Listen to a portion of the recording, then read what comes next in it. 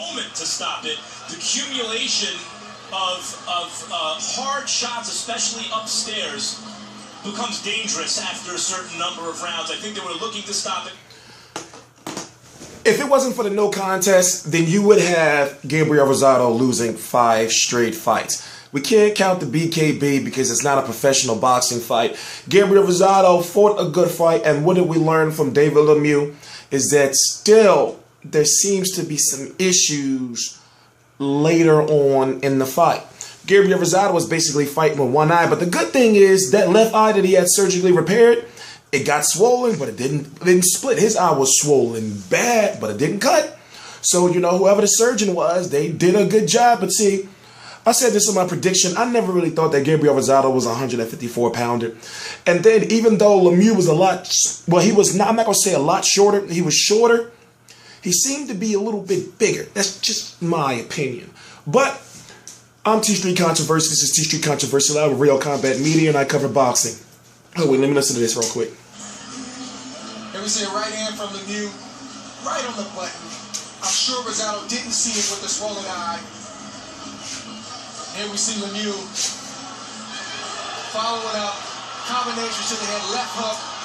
He's walking Rosado down, right hand, another left hook. They're grazing him, but they're heavy enough shots where it gets the doctor's attention, the referee's attention. It's the accumulative effect. You gotta respect Rosado, and you throw it. Now, here is the question, and I might as well just get it out of the way. Is David Lemieux good enough to beat Gennady Golovkin? No. David Lemieux is a pressure power. I mean, he's a pressure fighter. Not too much of a jab. He's not very technically sound. So, of course, he can come out those early rounds and give Golovkin some trouble. But even with the fact of, okay, well, he doesn't have really too much good defense, he can be stopped, and he has been stopped before. So, once again, I'm T-Street Controversy with Real Combat Media. David Lemieux just stopped Gabriel Rosado in round 10 via TKO.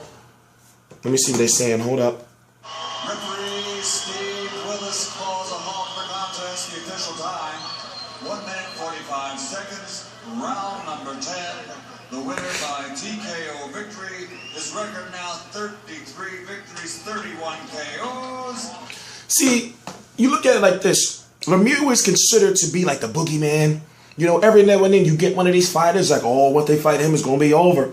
You know how you get those fighters, you know, like him is like, oh, everybody be scared of him. No. David Lemieux, don't get me wrong. He is a hard puncher. Seems as though he uses all his energy when he punches you. He just doesn't throw a punch to set up another punch. Oh, let's look at the numbers. Advantages that Lemieux had all the way through. Landing 85 more punches, throwing nearly 230 more punches, and landing at a slightly higher connect percentage.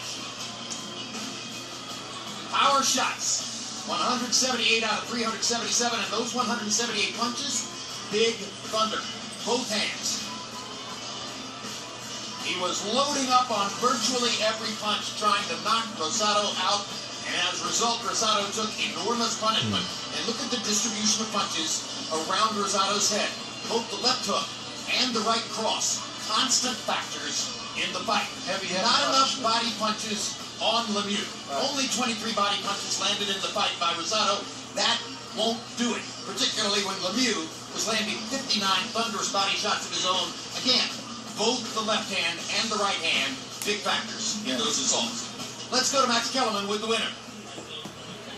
Congratulations on a tremendous performance tonight. What statement did you just make? Well, first off, I would like to give hats off to Rosado.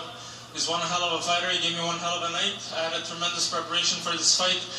I wanted to show you all what I could do, and I hope you liked it, you enjoyed it. I wanted to put a statement here.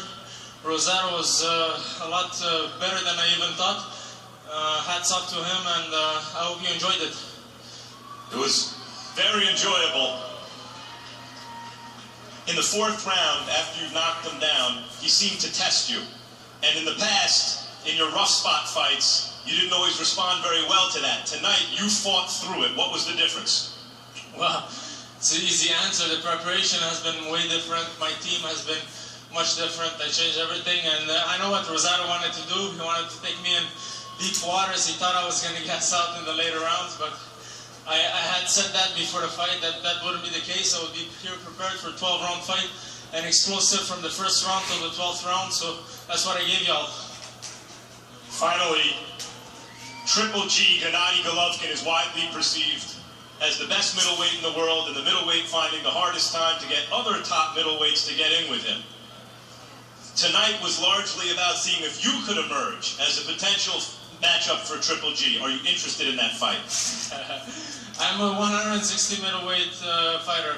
I'm willing to be world champion, so I'm ready to fight anybody at the 160 division. Gennady Golovkin, Quinlan, Cotto, whoever's 160, I'm not afraid of nobody. I'm willing to fight everybody. I train hard, I give it my best every time I get in the ring, so I want to be the best, so I'll have to fight the best. Gennady Golovkin, I'm not scared of him. Congratulations on a terrific performance, and thank you for it. Thank you all, thank you very much. Gabe, quickly, you've been in with the top middleweights in the world. Where does this guy stand?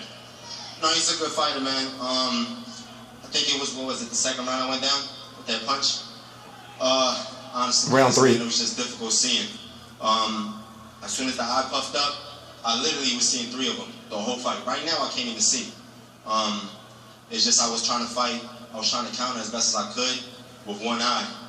It's just my luck, man. And does he fit in with the top middleweights? Yeah, you know, but I felt like I was doing good when I was able to box. I started the fight off with the game plan, moving, making them miss, making them countering. I felt like I could have took control of the fight easily. I just ended up being a little handicapped with the eye, but he's a good fighter, man. I give him credit. Thanks, Gabe, for a courageous performance as always. Jim? Boxing after. What's next for Gabriel Rosado? Now remember, he is the BKB Big Knockout Boxing middleweight champion. If you don't know what that is, then you need to go look it up and watch, the fight, because I'm not going to sit here and explain it over and over again. But now, the thing I'm worried about now is like, okay, well, where does he go? He just headlined the HBO card, and in fact, if you look at him outside of the Charlo fight, he's been headlining cards. If you look at the Jalen Love, he fought on the undercard of what was that, Mayweather versus Guerrero. What I'm seeing is, I don't know, like, is he going down in a Toro Gotti route, or, I don't know, because right now he's 21-9. He's been stopped multiple times in his career, but he is one of those fighters that gets better throughout time. But with this, he's shown better boxing ability than he has in the past going up against such a big puncher. But yet, is he a 154-pounder or is he a 160-pounder? I just don't know. When I try to match him up against some of the 154-pound guys, I give him a better chance than I do against 160-pound guys. Now, going to Lemieux. Here's the thing. Lemieux is very dangerous early on, and as he said, he wanted to fight with the same explosiveness. He didn't use that word from rounds 1 to round 12. But you saw that he started to slow down. But then again, you say, well, who doesn't slow down later on in fights? But the fact that the defense is not necessarily where it needs to be with him, he still needs some improvement. When I match you up against Gennady Golovkin, Golovkin is complete. Golovkin is a very smart and what they call cerebral boxer. So I see him breaking down Lemieux. Lemieux is just not ready. Now let's talk about the fight next week, December the 13th, for the vacant WBO title that Peter Quillen vacated. The WBO 160-pound title is going to be fought for by Andy Lee. You should know him by fighting Julio Cesar Chavez Jr. Excuse me, and very decorated amateur Matvey Korobov. A lot of people don't know who Matvey Korobov is. I know who he is, but I'm going to say this: he has the boxing skills, and he could probably beat. Then again, I don't know, because I've seen him rocked. I've seen Matvey Korobov rocked. I forgot what fight it was. I think the guy's name started with a U or something. Or that probably was the last guy he fought. I don't remember.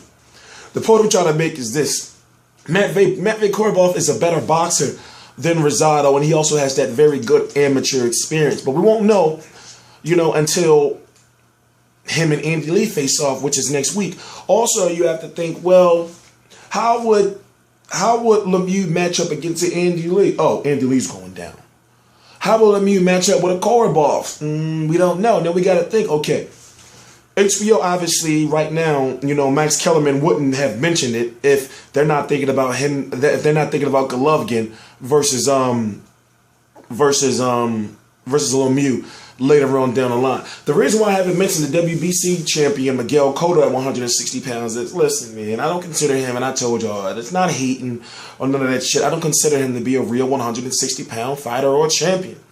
He's got that belt and he's holding on to it. And right now, the last 2 fights of his career, from what I'm seeing, is going to be Canelo Alvarez, which he may not get through, and then Gennady Golovkin, which I feel Golovkin is going to smash him to pieces. That's just my opinion. And the reason why I'm saying that is because, well, Cotto is really small, man. You got to think he's a 5'7", 160-pound fighter going in against guys that you know are closer to 6 feet tall. And you know, naturally, he's a smaller guy. So we're not going to make this video about Cotto.